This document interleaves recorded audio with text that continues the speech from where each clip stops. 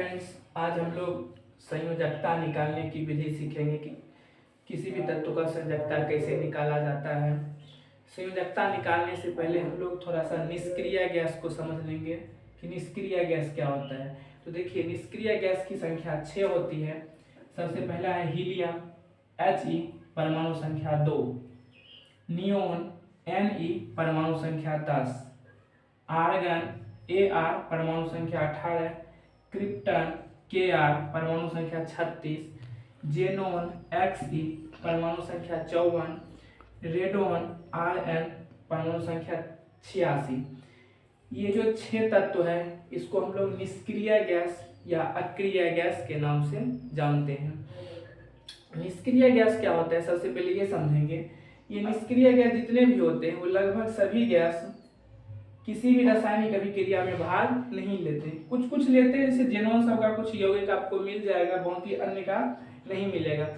ये सब अस्थाई होते हैं, इनके परमाणु क्या होते हैं, अस्थाई होते हैं। इसमें से हीलियम को छोड़कर यदि हम बात करें तो सभी निष्क्रिय गैस की बाहरी कक्षा में 8 इलेक्ट्रॉन होते हैं। तो ये जो संयोजकता होती है, केमिस्ट्री का जितना भी तत्व है सभी तत्व अष्टक पूरा करने के लिए संयोजकता में भाग लेती है। अष्टक पूरा का मतलब क्या हुआ, जैसे हम लोग समझते हैं कि जैसे मान लीजिए मैग्नीशियम, इसका होता है Mg, मैग्नीशियम का संकेत Mg होता है, परमाणु संख्या 12।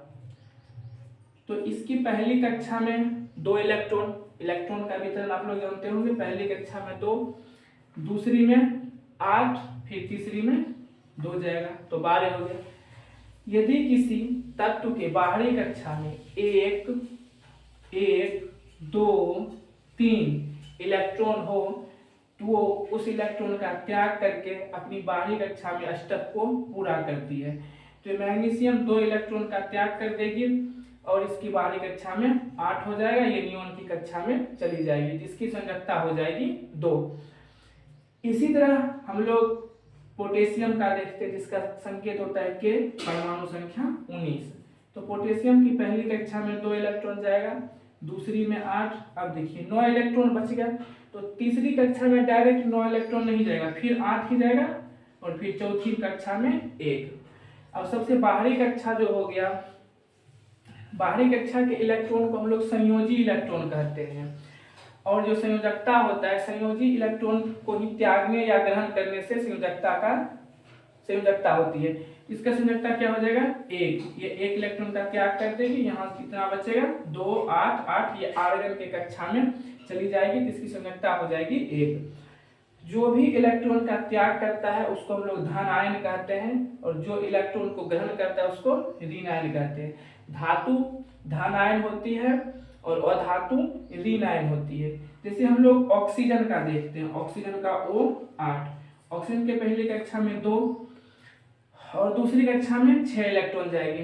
यदि किसी तत्व के बाहरी कक्षा में 5, 6, 7 इलेक्ट्रॉन हो तो अष्टक पूरा करने के लिए इलेक्ट्रॉनों का ग्रहण करती है, न कि त्याग। तो ग्रहण कितना करेगी, तो इसकी बाहरी कक्षा में जितना इलेक्ट्रॉन है उसको 8 में से हम लोग माइनस कर देंगे, जो आएगा उतना ही इलेक्ट्रॉन को क्या करेगी, ग्रहण करेगी। इसकी बाहरी कक्षा में 6 इलेक्ट्रॉन है, तो 8 में से 6 को माइनस कर देंगे तो 2, तो ये 2 इलेक्ट्रॉन को क्या करेगी, ग्रहण करेगी। जैसे ही 2 इलेक्ट्रॉन को ग्रहण करेगी, 8, 2, 10, फिर ये किसकी कक्षा में चली जाएगी, नियोन की कक्षा में, तो इसका संयोजकता हो जाएगा -2।